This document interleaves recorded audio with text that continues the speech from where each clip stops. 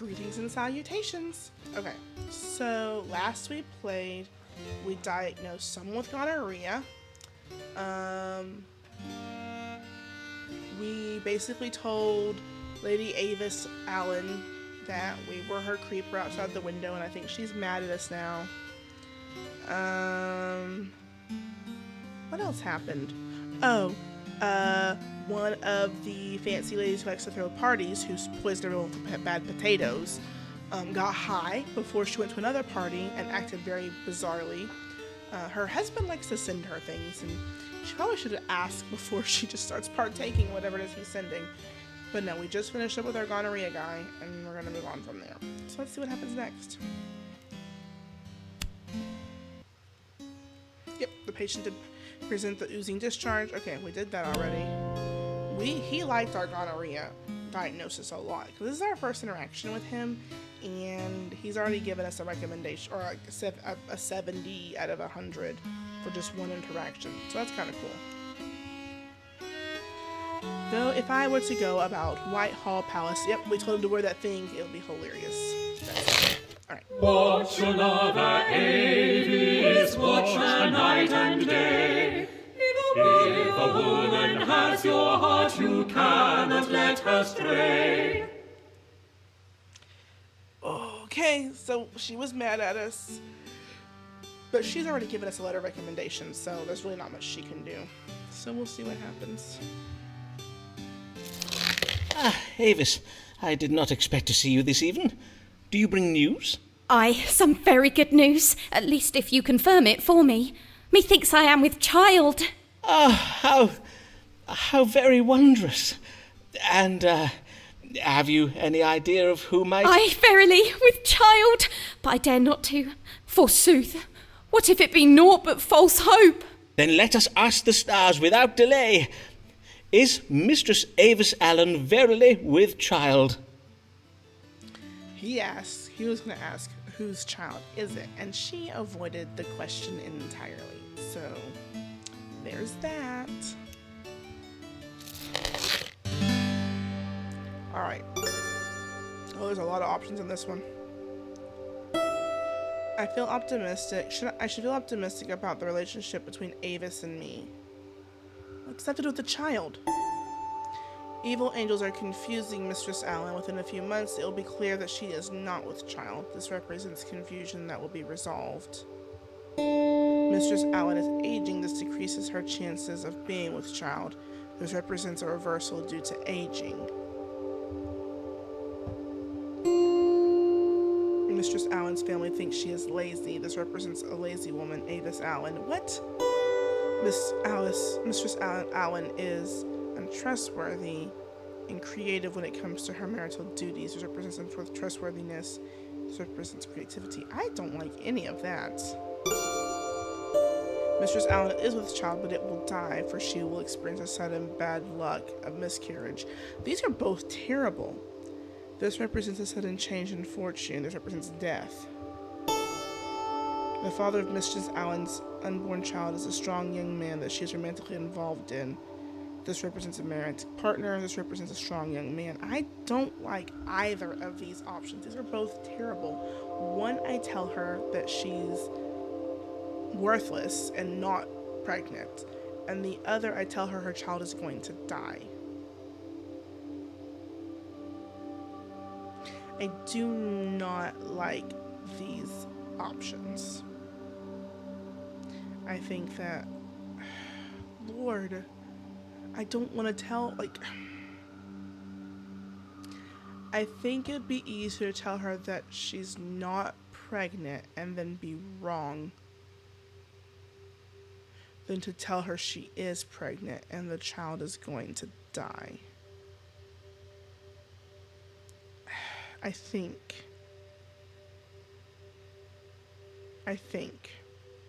that's what we're gonna go with. Oh, I hate it. I hate it.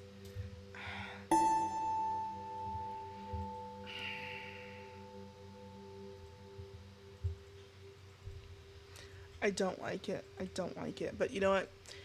it's going to be bad news regardless. And sometimes you can't avoid bad things. Sometimes you can't avoid telling people bad truths, and you just can't. And I think this is the safer option than saying that the child is going. I don't know, because then she's going to be mad at me no matter what. It's not going to bode well, which I already have her letter. It's going to be a matter of whether or not I'm wrong. I would rather be right than be and be mean than be wrong and be mean. So which one is more likely? Is it more likely that she's older, or is it more likely that she will lose the child? This one also accuses her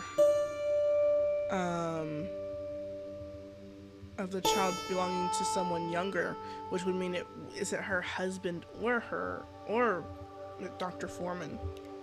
This one is accusing of a lot. Okay, we're gonna go with A. I'm not gonna say yes myself. I'm just gonna do it. I am sorry to tell you, Avis, you are not with child this time. Nay, verily? I am feared so. But why? Why are you so plump at present? Well, you're not as young as you once were, but with a trifle more exertion around the house. First you tell me I'm not with child, and then you call me a plump, lazy old woman.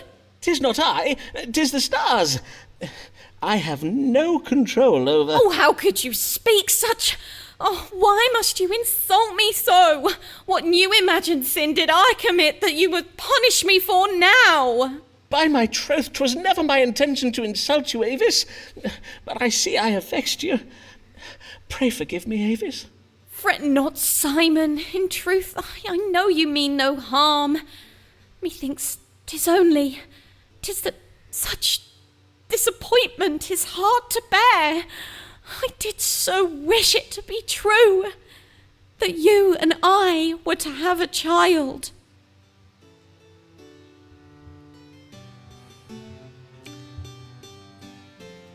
I'm not sure how I feel about that.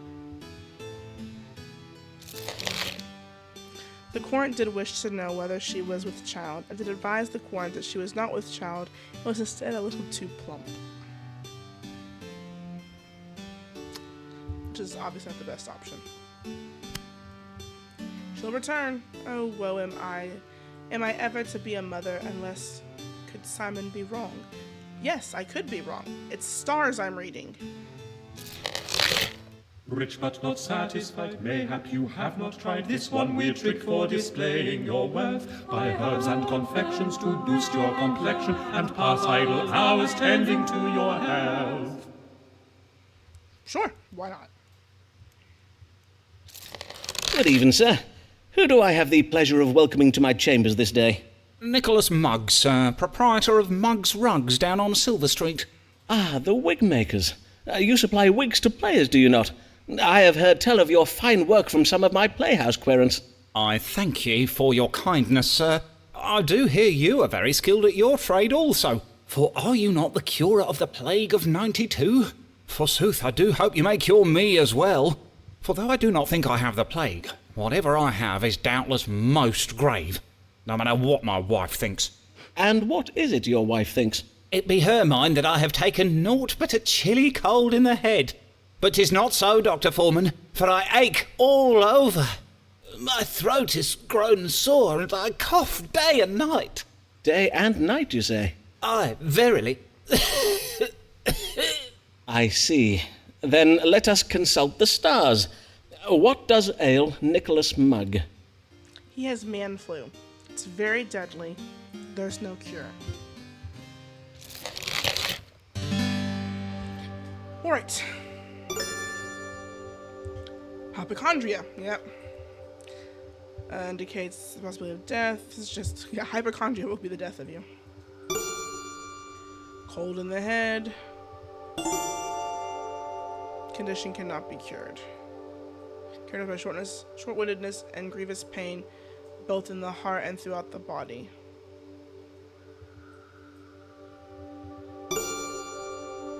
Cough, shortness, windedness, hoarse throat, pain through the... Yeah, you just have a cold, you fool. Go home. I am pleased to say that your wife is correct, and you have little to worry over. You have what we doctors call frigidus ad hominem, or as it is more commonly known, a man-cold. Frigid... A man-cold, you say? Told you. Aye, 'tis a cold in the head, suffered uniquely by those of the male sex. And, although it be a minor affliction, the suffering can be very great. A minor affliction, you say? That cannot be right. I bid you check the stars again, sir. For see how ill I am, and my throat grows so hoarse I can hardly speak. And yet you do. I think the trouble in your throat may be occasioned by overuse. Perhaps you might try, discoursing less. Well, I think you ought to know that I will be seeking a second opinion. As you will, sir. Good day.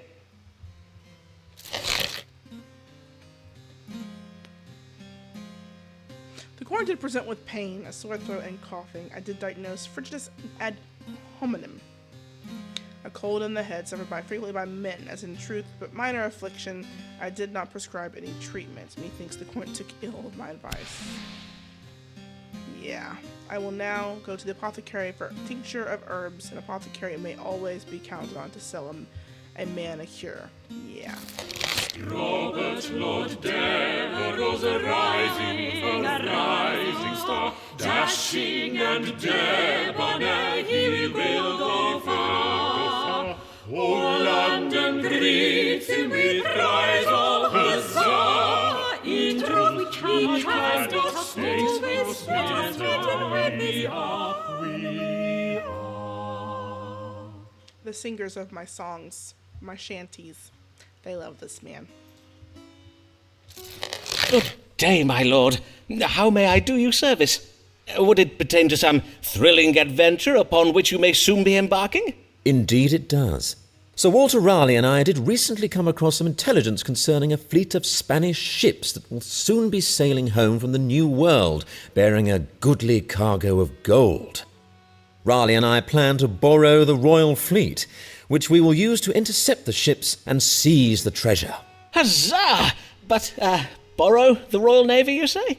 Aye, only temporarily, of course. The Queen will hardly know her ships are gone. Indeed, when we return them to her bearing a handsome prize of Spanish gold, she will doubtless forgive our failure to file the correct paperwork and what not. Doubtless. And how may I assist your lordship in this glorious endeavour? Well, in order to intercept the Spanish fleet, we must know which route it is planning to take. One possibility is that it returns to Spain having retrieved the gold from the New World's southern continent. The other possibility, and this is the one Sir Walter thinks most likely, is that the gold has already been transported by conquistadors from the southern continent up to Havana, and the ships are to fetch it from there. Then let us see whether the stars can tell us upon which route the treasure ships may be intercepted on their return to Spain from the New World. Will they be sailing from the southern continent, or from the Spanish colony of Havana? I'm going to go with the opposite of whatever Saul Walter says, because he's a fool.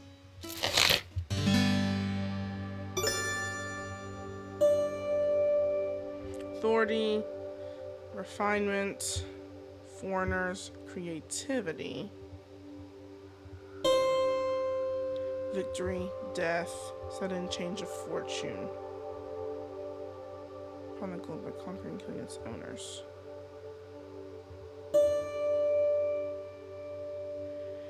Conquering of foreign peoples, this king of Spain is establishing a fine cultural literacy for future generations. It's got nothing to do with where it's at.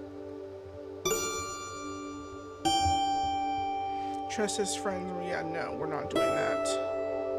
Travel.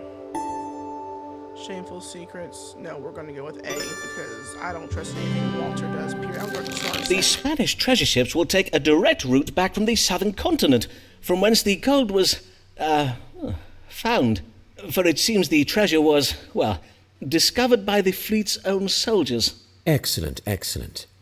But where are we to intercept them? Pray, give me the precise day, latitude, and longitude. Certainly, my lord. But divining nautical coordinates is a somewhat lengthy and complex process. If your lordship would kindly return in an hour or so... Quickly, sir! I have not the time to bide here all day. Well then, let me see now. Taking into account the position of Jupiter, divide by 3, carry the 1. Yes. The Spanish treasure ships may be intercepted upon the 15th day of October at a latitude of 9 and 40 degrees north and 5 and 20 degrees west, or thereabouts. That said, however, I cannot promise you that... Excellent. Raleigh and I shall sail to this very spot. Huzzah! Huzzah! Godspeed, my lord. These people, I don't know what to do with them. The Corn did wish to know where he and Sir Walter Raleigh might intercept some Spanish treasure ships. I advised the Corn that the ships will sail directly back to Spain from the southern continent of the New World, give him coordinates for a location where he and Raleigh might intercept them. And God be with our English fleet, for I had not the time to verify the soundness of my calculations. Methinks the Corn was a little pleased with me for the reading I gave this day. I wonder if my men have yet contrived to scrape all the damnable Manchego cheese off my astrolabe? I don't know. Though she never went to school, and she's kind and never cruel, do not take Alice for a fool. Alice Black, she is no fool. She's not a fool, guys. Good evening to you, madam. How might I... Hi. Pray go tell your master, Mr. Foreman, that Mistress Alice Blagg is come to see him. Ah, Mistress Blagg. It is I, Dr. Simon Foreman, at your service. And what an honour it is to welcome the wife of the Dean of Rochester to my humble practice. To whom do I owe my thanks for having recommended you to my care? Well, I will not lie. You owe your thanks to nobody. For folk do tell me that you are not a real doctor, but a quack, who does conjure demons and dabbles most unlawfully in the dark arts. I do assure you, madam, that whatever you may have heard, I am Nay, do not quibble, sir. If I did seek the counsel of a doctor who has one of those fancy medical degrees, or the kind of high-bred know-it-all who does see fit to judge a woman and vex her most cruelly, I would have gone elsewhere. But, truth be told, I have need of such a man as you, for I have been bewitched by a witch. Ah, I see. Yea, a loathsome spell has been cast upon me. It does cause me to awaken in the morning with a most terrible pain in my head, a pain so wretched it does have me chundering into my chamber pot. Pain in the head and involuntary purging. And what leads you to believe your suffering is occasioned by witchcraft? Well, the timing is most unnatural. My troubles do occur every Saturday morning without fail. I suspect the doings of our new neighbour, the widow MacDoon. As well as being Scottish, she does possess several cats. Several cats, you say? One or two of which I may have kicked, and now she has seen fit to take revenge upon me with her dark, foreign magic.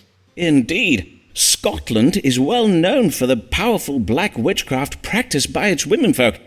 But as compelling as this evidence may be, my practice does draw upon the latest scientifical arts. To diagnose your condition, I must first perform a rigorous astronomical analysis. So, let us see now, what do the stars say is the cause of your Saturday morning suffering? She's hungover. Alright. Noxious food or drinks. This means the condition is chronic, represents black bile. This suggests severe addiction. Yeah. With child. This suggests the illness will not last long. Bewitched.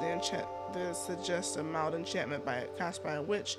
The illness could get worse before it gets better. No, she's not with child. It's only on Saturdays. She is hungover. Madam, may I delicately inquire as to whether it be the habit of you and your husband to take wine with supper? On Friday evenings, perchance?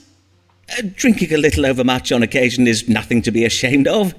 Many of my most respectable querents do find that a fine French claret can be deceptively... Oh, nay, more's the pity. My husband is a tiresome teetotaler who prefers to spend his evenings writing sermons and counting coin. He hardly ever accompanies me to the tavern on Fridays. Does he not? Well, in any case, I am much afraid that the ale you do consume upon these tavern visits may be to blame for your affliction. The consumption of strong drink can provoke an excess of black bile, which then does cause the body to purge itself the following day. I do advise you to consider... Then I am not bewitched. But if that be true, then to poor Molly McDoon I have been most rude and unneighbourly. For shame. I must go to her this hour and apologise. Fare you well, Mr. Foreman. I must bid you good day. She did not listen to a word I said. The client did present with headache and involuntary upward purging. I did advise the client to moderate her consumption of wine and heady spirits. Methinks the client is a little pleased with me for the reading I gave this day. Jolly good. She said, I will invite my Scottish neighbour to take conciliatory pint of ale with...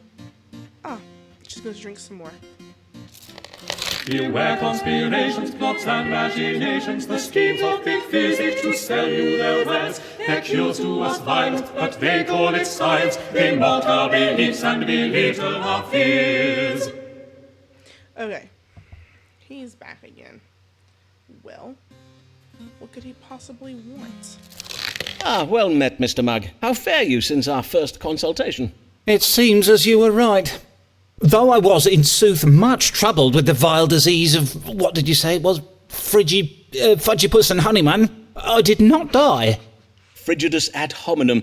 I am most glad to hear it, sir. Indeed, you do look well. Well?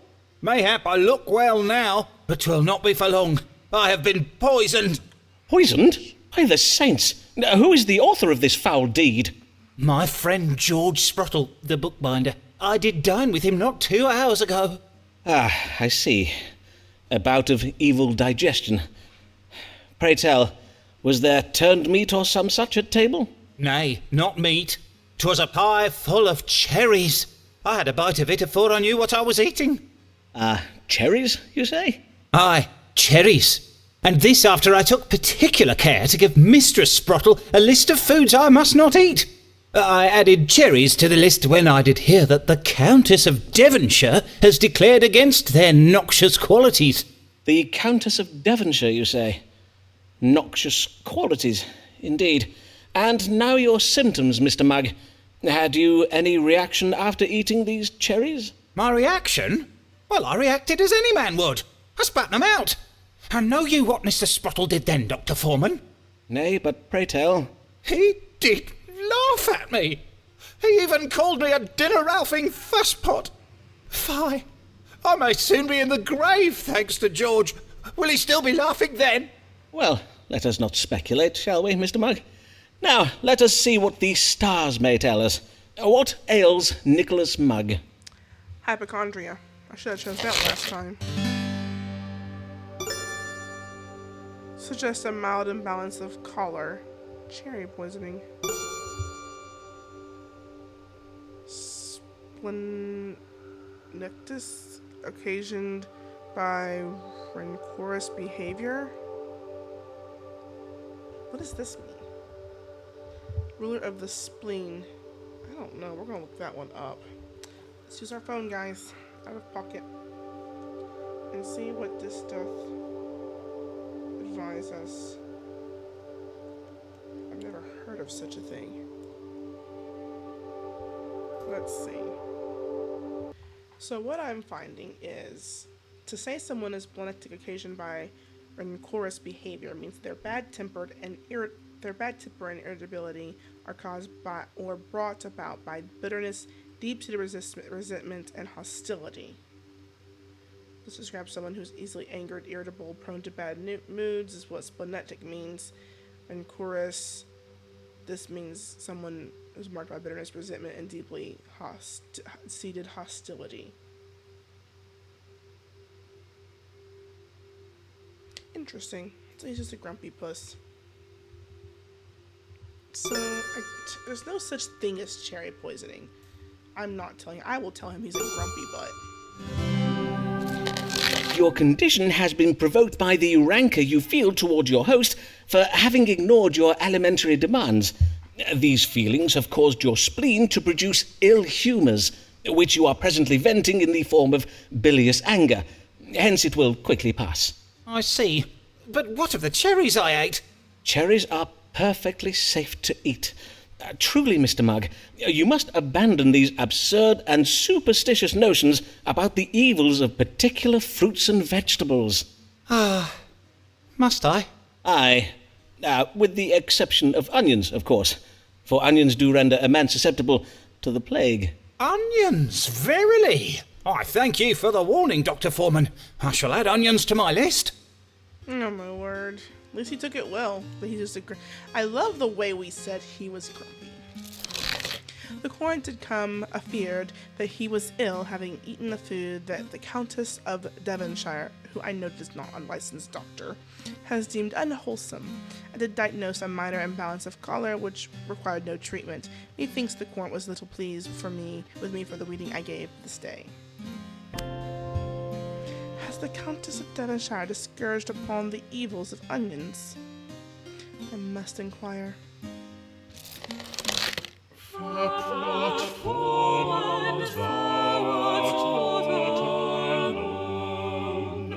For many queerance thou hast known. If one went treasures can forsake thee, find solace with another lady. No. No. Have I mentioned no? Alright. I think this is a good stopping point. We've seen some people today. I think we have done well. Yeah, this is a good place to call it a day. Alright, ladies and gents. Well, thank you much for stopping in and spending time with the foreman and I. And we will bid thee adieu. Till next time. Doodles.